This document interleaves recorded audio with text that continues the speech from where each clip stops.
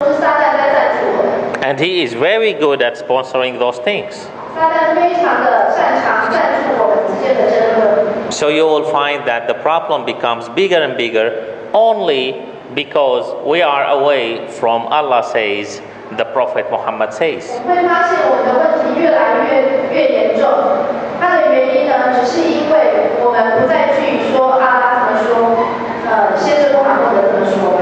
And this should be also with the intention that we are doing this for the sake of Allah.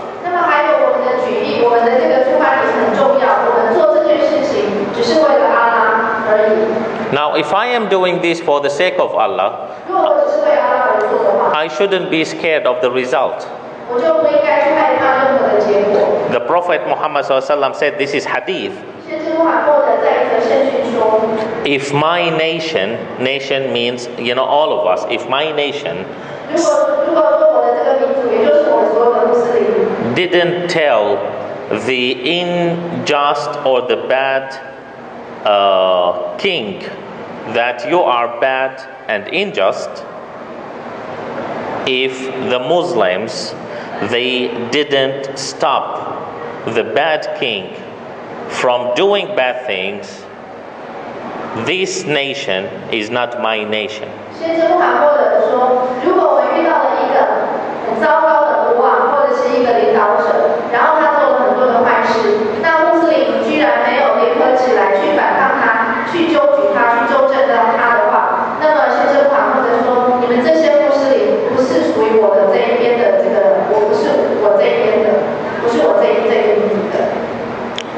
Of course, if you say this, you may be killed.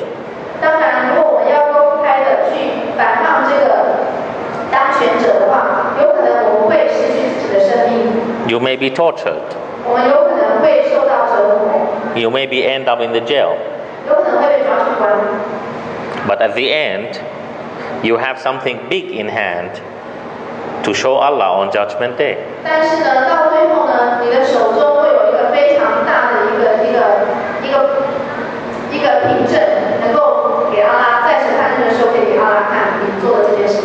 I did this for the sake of Allah. Allah will pay back to you. But in His ability, not in your ability. So the first thing you will get is paradise. One very simple question.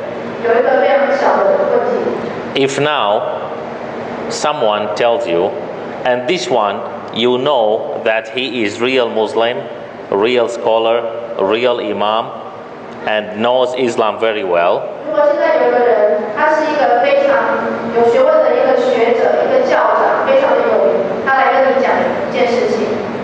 if he tells you that if you go out you will be killed, if you do so you will go to paradise,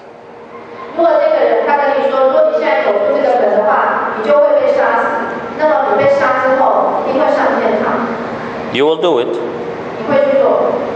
because you know that this person is telling the truth. Now we make it a little bit higher level. The companions of the Prophet Muhammad ﷺ, in the Battle of Badr, the Prophet Muhammad ﷺ said to those people who were with him, he said, today anyone who is killed, who is dead, who died, while he is fighting, those people will go to paradise.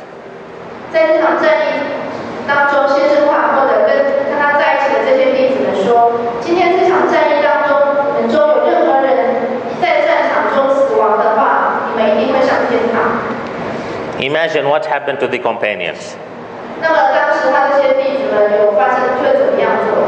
Right away they jump inside and they did their best to die.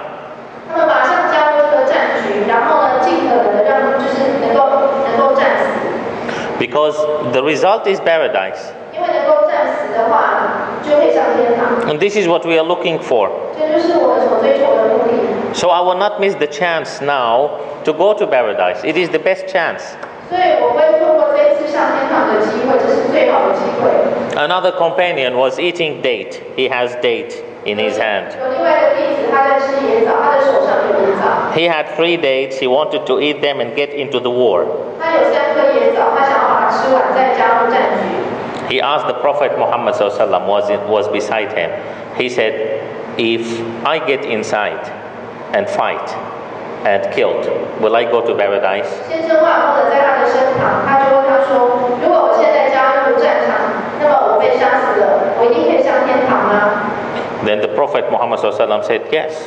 那先生话后的说：“是的，可以。” So that person looked at the 3 dates. 那他看着手上的3颗椰枣， He said, it is a very long life if I want to spend it till I finish this. 他说：“我如果把这3颗吃完的话，那这个实在是太久了。” He left the 3 dates and get inside 他就把这3颗椰枣， and was killed. 然后他就放下这3颗椰枣，然后加入战，然后就战死了。 Now we come back to this life, 那我们现在， to our time. 我们现在这个时代，这个人生， If today I know that there is someone who is attacking Islam, 如果我知道某个人他在攻击伊斯兰， and I know not according to my brain, I know according to Allah says, the Prophet Muhammad says. 那我会判断说这个人的确是在破坏攻击伊斯兰。那我不是根据自己的个人的想象，而是根据古兰经，根据先生法默德所说过的话来判断，他的确是在攻击伊斯兰。 Then I have to do my best to stop him first. 那我第一个呢，就是要尽可能的去阻止他继续攻击伊斯兰。 Talk to him individually or privately or in front of people according to Quran and Hadith. 我可以根据古兰经跟圣训的一个教导，看是要私底下个人的个别性的去跟他劝导，还是说要在公开的场合去把这件事情揭发出来。 If he refused, then all of us, we have to try to stop him. 如果他拒绝我的一个给他的劝说的话，那么大家都必须要联合起来去阻止他继续伤害伊斯兰。 If he refused, then I have to fight against him. 如果他拒绝接受的话，那我就要去跟他宣战。 But remember, for the sake of Allah, 那当然，我们的前提必须要是为了阿拉， not because I hate that person 并不是因为我讨厌这个人， or because I want to take his position 或者是说我想要取代他的事， or his money. 或者是我想要得到他的金钱。 It is for the sake of Allah. 我们做这件事情必须要是纯粹为了阿拉。 What if that person is powerful and he could put me in trouble? Jail, hell, whatever, killed.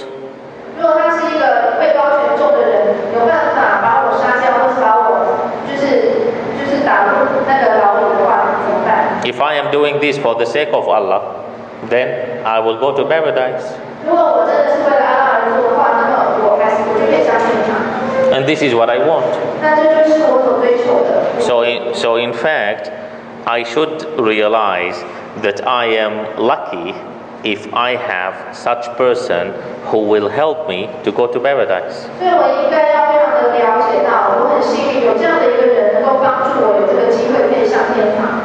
So I should take the advantage and I should catch the chance not to go to hell because of him.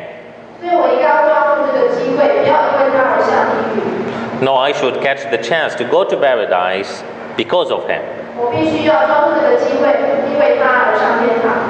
If we understand it in this way, you will find that the Muslim society in all over the world different. 如果我们能够用这样的方式去了解的话，我们就会发现这个穆斯林的一个社群就会非常的好。 The third question was, it was 3 questions.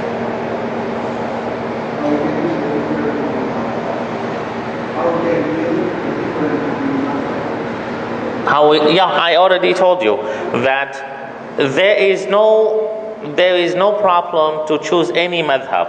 我们要选择任何一个学派都没问题。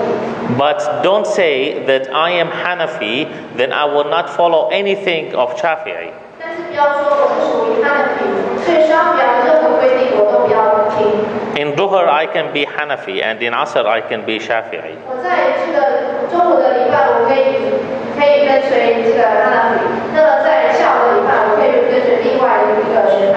And in Maghrib I can be Hanbali, and in Isha I can be Maliki. 那在黄昏的礼拜，或是在晚上的礼拜，我都可以跟随不同的学派。They are all according to what the Prophet Muhammad ﷺ did, one time or two times or most of the time. 不管是哪一个学派，都是先知穆罕默德曾经做过的。他也许做过一次，也许做过10次，也许做过很多次。In 2 minutes, I will give you one of the rules in Islam just to make it clear. 那我用2分钟的时间跟大家讲一下伊斯兰的一个规定。When the Prophet Muhammad ﷺ was sick at the end of his life, 当先知穆罕默德临终之前，在生病的时候， who was leading the prayer? 那当时是谁在领拜？ Abu Bakr. 阿布巴克大使在领拜。Once the Prophet Muhammad ﷺ felt well, he felt that he can go out and pray. 有一次，先知穆罕默德觉得自己身体状况比较好了，可以出去领拜。So he went out, and his room was at the end, at the back of the prayer. 那么他走出门，然后他的房间是在领拜的这个的最后这边。So when the companions, they felt that the Prophet Muhammad ﷺ is back, they start to open a way for the Prophet Muhammad to reach to the first line. 所以当这些弟子们就是听到先知穆罕默德走出来的声音，他们就把他让开一条路，要让先知穆罕默德走到前面去领拜。Then when he reached to the first line, Abu Bakr felt that the Prophet Muhammad is behind him. 那当他到了最前面这一排的时候，他那个阿布巴克大臣听到先知穆罕默德来的这个声音。So the Prophet and the Prophet Muhammad stopped, didn't go further, didn't reach to the level of Abu Bakr. 那么先知穆罕默德他就是在第一排分就停了，他并没有再向前走到大使阿布巴克的身边。So Abu Bakr started to go back. 所以阿布巴克大臣他就往后退。He doesn't want to be in front of the Prophet. 他不想站在先知的前面。And the Prophet Muhammad was pushing him. 那先知穆罕默德就把他推到前面去。But Abu Bakr insists to be behind the Prophet Muhammad. 但是阿布巴克他坚持一定要站在先知的后面。So the Prophet Muhammad didn't push him anymore. 所以先知穆罕默德就没有再继续把他向前推了。And Abu Bakr was behind the Prophet Muhammad. 那阿布巴克他就是在先知穆罕默德的后面。And leading the prayer. 然后 Abu Bakr leading the prayer. 说阿布巴克他站在先知穆罕默德的后面领拜。Now the Imam Ahmad Hanbali, 他们里的这个 he took this incident, he took this action, 他把这一次的这个事件， and he said that it is okay for you and your praying is accepted even if you are in front of the Imam. 他就是把这个事件采用，然后他说你在the leading the prayer. Yeah, your prayer is accepted even if the Imam is behind you. 就是如果这个教长在你的后面的话，你的礼拜还是可以被接受的。This is in Al-Hanbali. 这是阿哈姆的这个学派讲的。No, this was fard. This was fard. So this is what we call it exception. This is not the rule, but it is still accepted. 这是一个例外一个事件，但是它并不是一个规则原则，但是它这样的情况还是可以接受的。Why is it accepted? 为什么这样的情况是可以接受的？ Because the Prophet Muhammad ﷺ will never do anything without inspiration from Allah. 因为先知穆罕默德他做任何事情都是有得到阿拉的启示。And the Prophet Muhammad ﷺ will not pray a prayer which is not accepted. 先知穆罕默德他绝对不会去理一个不会被阿拉接受的礼拜。So if it is not accepted, the Prophet Muhammad ﷺ will not accept to keep on praying in front of the Imam. 如果这个礼拜是不会被阿拉接受的话，先知穆罕默德就不会在这个礼拜的教场的前面继续礼拜。